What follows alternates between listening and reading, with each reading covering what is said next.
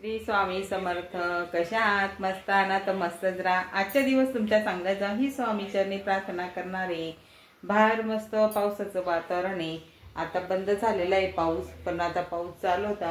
म्हणजे असे पाणी गळतंय अजून टप आणि मस्त असं थंडगार वातावरण आहे. असं पावसाचं वातावरण असतं की आपल्याला असं काहीतरी गरमागरम खाऊ वाटत असतं. तर आज मस्त मी म्हणजे मुगाचे डाळीचे ढिंडरे करणार आहेत.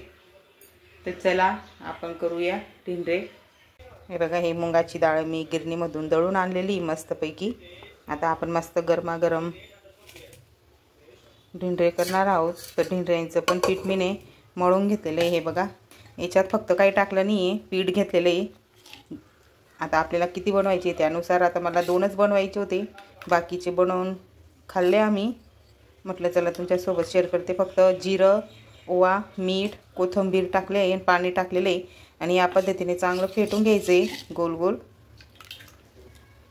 आणि इकडे तवा पण ठेवलेला आहे बघा, अगोदर 1-2 काढून झालेले. आता मस्त तेल लावून घेऊ आपण छान. असं पाऊस असला की असे गरमागरम ढिंडरे छान लागतात. थोडंसं तेल टाकून घेणार आहोत. आणि आता ढिंडरे जर आपल्या तव्याला चिपकून जात असतील तसा कांदा घ्यायचा, म्हणजे चिपकत नाही.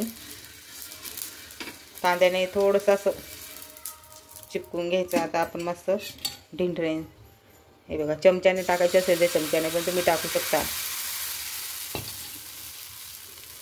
आणि आता मस्त आणि बारीक गॅस राहू द्यायचा आहे. पहिले तवा छान गरम करून घ्यायचा आहे. तवा छान गरम झाल्यावर या पद्धतीने आपल्याला जेवढा बारीक पाहिजे तेवढा आपण करू शकतो. हे बघा. आणि आता तुम्हाला वरती ओलावा दिसत असेल, पूर्ण सुकू द्यायचं आहे. आणि आता थोडंसं मी मोठा गॅस करून घेतलेला आहे. हे बघा. आणि आता परत बारीक करणार आहे. तवा छान गरम होऊ द्यायचा आहे आणि मग बारीक फ्लेम ठेवायची. मग मस्त आपला कुरकुरीत असा ढिंडरं होणार आहे, डोसा टाईप. जसं आपण डोसा बनवतो ना त्याच पद्धतीने आपल्याला ढिंडरे बनवायचे. मुगाच्या डाळीचे ढिंडरे. मुगाची डाळ असते ती गिरणीमधून दळून आणायची आणि फक्त डाळ आपल्याला किती लोकांसाठी बनवायचे त्या पद्धतीने आपल्याला 2-3 चमचे घ्यायचे. ओवा, जिरं टाकायचे, कोथिंबीर, मीठ चवीनुसार. मीठ जास्त टाकायचं नाही तर खारसट होता. हे बघा, मस्त आजूबाजूला आता बघा. आणि आता थोडंसं आजूबाजूला आपण तेल टाकून घेऊ या पद्धतीने.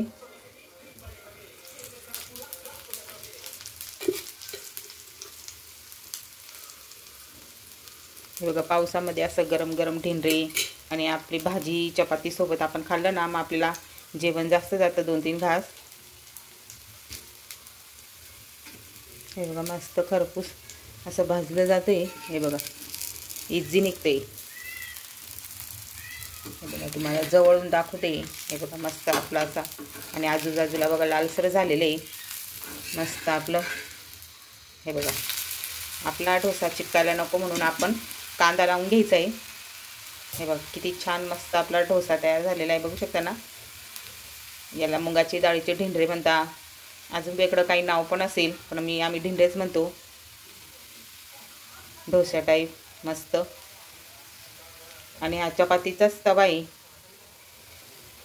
तर आपला चपातीचा तवा असेल, आपले ढिंडरे वगैरे चिपकत असेल तर तुम्ही काय करायचं आहे, लिंबू घ्यायचं, थोडंसं तेल टाकायचं, घसळून काढायचं, परत धुवून घ्यायचं, तेल टाकायचं आणि परत कांदा थोडा वेळ असा हलवून घ्यायचा तव्यावरच छान मस्त.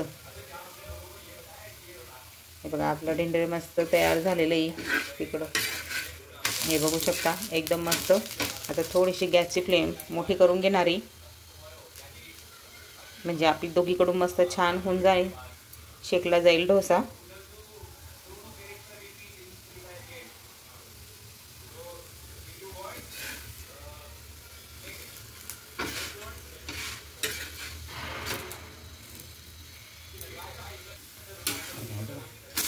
आपला डोसा मस्त तयार झालेला आहे.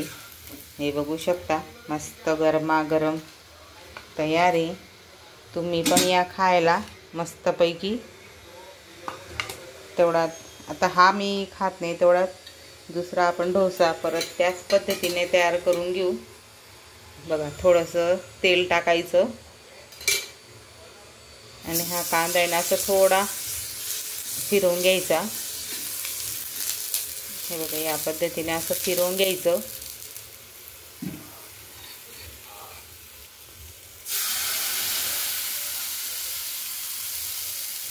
हे बघा मला 2च डोसे करायचे होते। आपण केव्हा पण करून खाऊ शकतो, पीठ जर दळून आणलं तर गिरणीमधून। हे बघा मस्त, हे बघा मस्त तेल टाकून घ्यायचे आणि आता मस्त एका साईडने आपण शिजू देणार आहोत। गॅसची फ्लेम बारीक ठेवायची आता। हे बघा दुसरं आपण आपलं दुसरं ढिंडरं पण मस्त तयार झालेलं आहे। हे बघू शकता एकदम मस्त, पुढे चिपकला नाही काही नाही। आता थोडीशी गॅसची उलटा केला ना, थोडी गॅसची फ्लेम मोठी करून द्यायची, म्हणजे मस्त आपलं असं ढिंडरं होतं तयार। बघा आपलं मस्त ढिंडरं तयार झालेलं आहे मस्त दोघी। हे बघा आपले मस्त ढिंडरे तयार झालेले आहेत। आता कोणत्याही भाजीसोबत मस्त आपण खाऊ शकतो। जर आपल्याला स्वयंपाकाला वेळ नसेल, उशीर होणार आहे, तर आपण नाश्त्याला पण मस्त असे 2 खाल्ले ना एकदम मस्त वाटतं। हे बघू शकता एकदम मस्त झालेले होते। हे बघा आपले डोसे मस्त तयार झालेले बघू शकता, एकदम मस्त ढिंडरे तयार। डोसे येत आहे तोंडामध्ये, ढिंडरे आपले मुगाच्या डाळीचे ढिंडरे। बघा तर मस्त आवाज येत असेल, मस्त झालेले। तुम्ही पण नक्की एकदा ट्राय करून बघा, एकदम मस्त झालेले।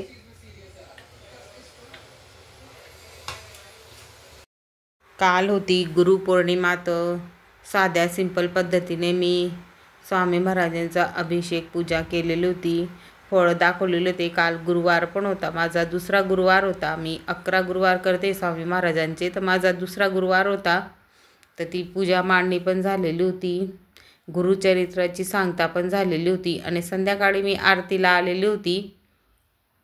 म्हणजे गुरुपौर्णिमेची खूप धावपळ होती, सांगता पण केली, परत संध्याकाळी म्हणजे 4 वाजताच मी सत्यनारायणची पूजा मांडणी करून पोथी करून आरती वगैरे करून आरतीला आलेली होती 6 वाजता।